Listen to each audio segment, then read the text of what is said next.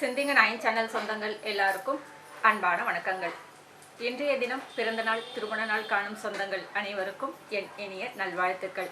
இன்னைக்கு நம்ம சேனல் ஆன்மீக தகவல் பகுதியில் யத்வக் அஸ்தீகதம் பாபம் தேஹே திஷ்டதி மாமகே பிராசனம் பஞ்சகவ்யஸ்ய தஹேத் அக்னிஹி இந்தனம்.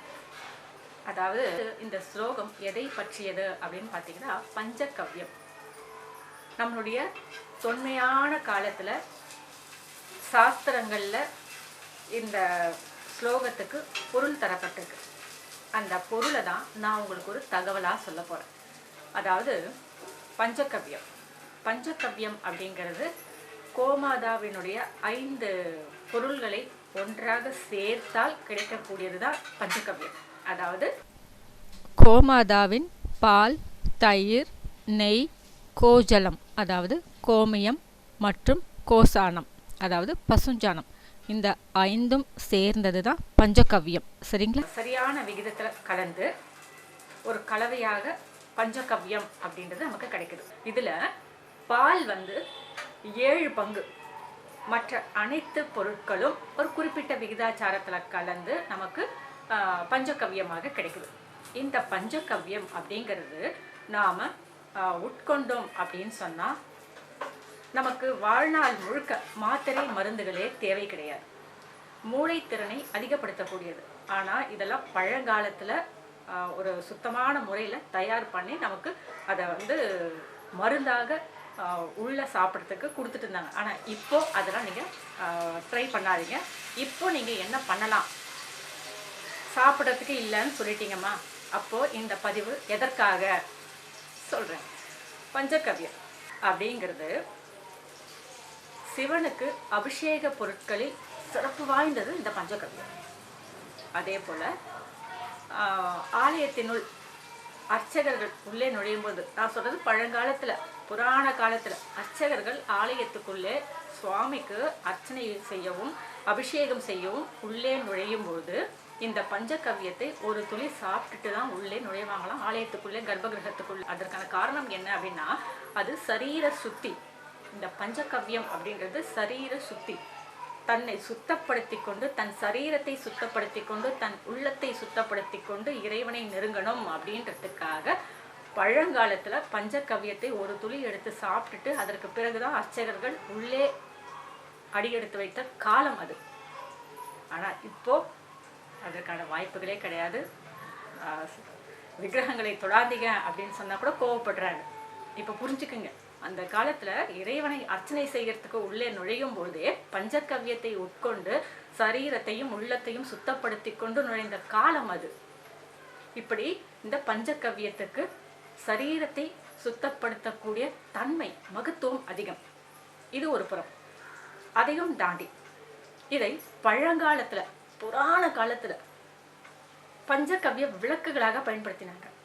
பஞ்சகவ்யம் அப்படின்றது விளக்குகள், அகல் விளக்குகளை போல, சொப்புகளை போல செஞ்சு அதை முறையாக உலர்த்தி அந்த பஞ்சகவ்ய விளக்குகளில் பசு நெய் விட்டு அதை விளக்கேற்றுறதுக்கு பயன்படுத்தினாங்க. இப்படி இந்த பஞ்சகவ்யம் அப்படின்றது அதாவது இந்த பஞ்சகவ்ய விளக்குகளை நாம் வீட்டில் விளக்கேற்றுறதுக்கு பயன்படுத்தினோம் அப்படின்னா, அந்த பஞ்சகவ்ய விளக்குகள் வீட்டில் உள்ள துர்தேவதைகள், துர்சக்திகள், நெகட்டிவ் எனர்ஜி, தேவையில்லாத சக்திகள், இது எல்லாத்தையும் அகற்றி நம்ம வீட்டை ஹோமம் செய்யும் பொழுது எப்படி ஒரு புனிதம் கிடைக்குமோ அப்படி தினம் தினம் புனிதமாக்கக்கூடியது இந்த பஞ்சகவ்ய விளக்கு. ஹோமத்தில் இந்த பஞ்சகவ்யம் சேர்க்கப்படுது.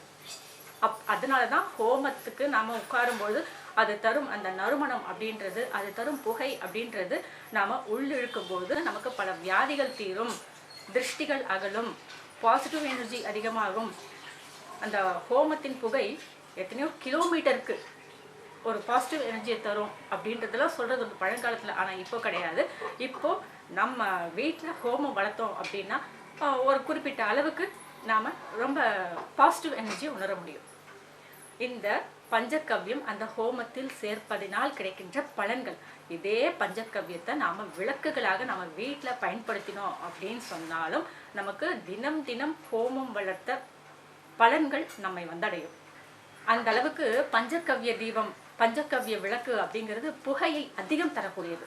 அந்த புகையை நாம் நுகரும் பொழுது நமக்கு நோய் எதிர்ப்பு திறன் அதிகரிக்கும், மூளை செயல்திறன் அதிகரிக்கும், நம்மளுடைய உடல்ல நோய்கள் ஏதாவது இருந்தாலும் நம்மை விட்டு அகலும், துர்சக்திகள், பீடைகள், பில்லி சூன்யங்கள் இதெல்லாம் கூட நம்மை விட்டு அகலும் அப்படிங்கிறது தான் உண்மை. இது ஆராய்ச்சியெல்லாம் செஞ்சு நிரூபிக்கப்பட்ட உண்மை. இதற்கு எந்த ஒரு ஆதாரமும் தேவையில்லை. கோமாதாவே புனிதமானது தான்.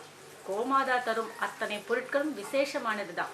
அந்த பொருட்களை நாம் முறையாக பிரித்து அதை சரியான சதவிகிதத்தில் ஒன்று சேர்த்து நாம் அதை பஞ்சகவ்யம் அபிஷேக பொருளாகவும், பஞ்சகவ்யத்தை ஹோமத்தில் சேர்க்கின்ற ஒரு பொருளாகவும், பஞ்சகவ்யத்தை சரியான விகிதத்தில் உட்கொண்டால் நோய் தீர்க்கும் மருந்தாகவும், அதே பஞ்சகவ்யத்தை விளக்குகளாக செஞ்சு அந்த பஞ்சகவ்ய விளக்குகளை வீட்டில் பயன்படுத்தும் போது அது தரும் நல்ல விஷயங்களை நாம் அனுபவிக்கணும், எல்லா பலன்களும் நம்மை அடையணும் அப்படின்றதுக்காக தான் இந்த பதிவு. சரிங்களா? இப்போ புரியுதுங்களா? பஞ்சகவ்ய விளக்கு வீட்டில் தாராளமாக ஏற்றலாம், ஆலயத்துக்கு கொண்டு போயிட்டு தினந்தோறும் ஏற்றலாம். இதில் என்ன ஒரு விசேஷம் அப்படின்னு கேட்டிங்கன்னா, பொதுவாக விளக்கே எரிந்து சாம்பலாகி அந்த சாம்பலே நமக்கு மருந்தாகிறது. அதுதான் உண்மை.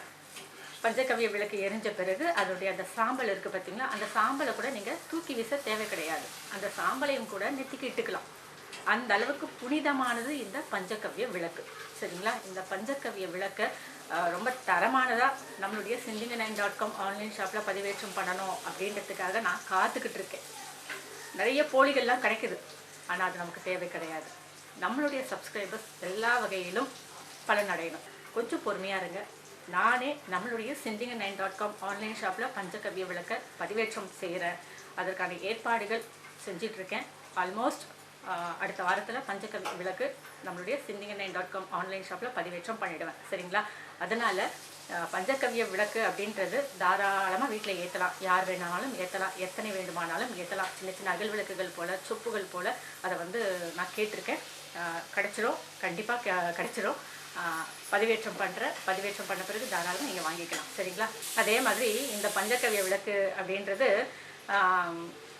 ரிசர்ச்லலாம் இல்லை, ஆராய்ச்சிலலாம் இல்லை. நம்மளுடைய முன்னோர்கள் பயன்படுத்தி அது பயன்படுத்தலாம், ஏற்றலாம், கண்டிப்பாக பயன்படுத்தணும், வீட்டில் ஏற்றணும் அப்படின்னு பரிந்துரை செய்யப்பட்ட ஒரு விளக்கு இந்த பஞ்சகவ்ய விளக்கு. சரிங்களா? இன்றைக்கி இந்த தகவல் உங்களுக்கு பயனுள்ள தகவலாக இருக்கும் அப்படின்னு நான் நம்புகிறேன். இந்த சேனலை சப்ஸ்கிரைப் பண்ணுங்கள், ஷேர் பண்ணுங்கள், லைக் பண்ணுங்கள், தவறாமல் உங்களுடைய கருத்துக்கள் எங்களுக்கு பதிவு பண்ணுங்கள். இதே போல் வேறு ஒரு புதிய பதிவுடன் சந்திக்கும் வரை வணக்கம்.